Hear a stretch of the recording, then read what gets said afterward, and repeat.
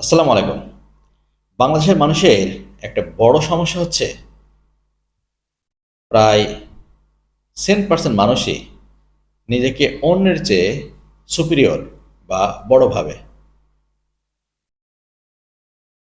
এবং এটাই হচ্ছে বাংলাদেশের সামাজিক অস্থিরতা বা রাষ্ট্রীয় অস্থিরতা বা পেশাগত দ্বন্দ্ব বা আপনার যেকোনো কাজের ক্ষেত্রে একটা বড় সমস্যা।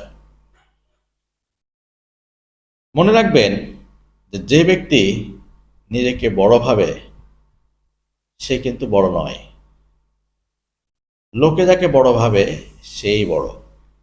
এখন কোন লোক আপনাকে বড় ভাবলো সেটা একটা বড় ফ্যাক্টর।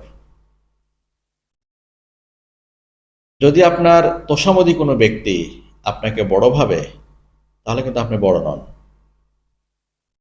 আপামর জনতা, জ্ঞানীগুণী মানুষ যদি আপনাকে বিচার বিশ্লেষণ করে বলে ইয়েস আপনি কোয়ালিফাইড, আপনার ভেতরে যথেষ্ট জ্ঞান, দক্ষতা, কর্মক্ষমতা, যোগ্যতা আছে, তাহলে আপনি নিজেকে বড় ভাবতে পারবেন। এখন প্রশ্নটা হচ্ছে যে কেউ যদি আপনাকে সবসময় ইনফিরিয়র বা নিচু চোখে দেখে এবং নিজেদেরকে বড় চোখে দেখে, তখন আপনার রিয়াকশনটা কি হবে?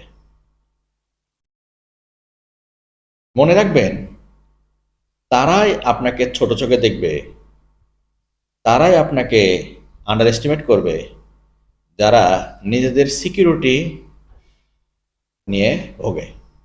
অর্থাৎ তাদের দুর্বলতা যেন আপনার কাছে প্রকাশ না পায়, বা তাদের দুর্বলতা আপনি যেন সবার কাছে প্রকাশ করে না দেন, বা তাদের দুর্বলতা, তাদের অদক্ষতা, তাদের অযোগ্যতা আপনি যেন উন্মোচন করে না দেন, সেজন্য কিন্তু তারা টেকনিক্যালি আপনাকে সাপ্রেস করার জন্য আপনাকে ছোট করে দেখবে।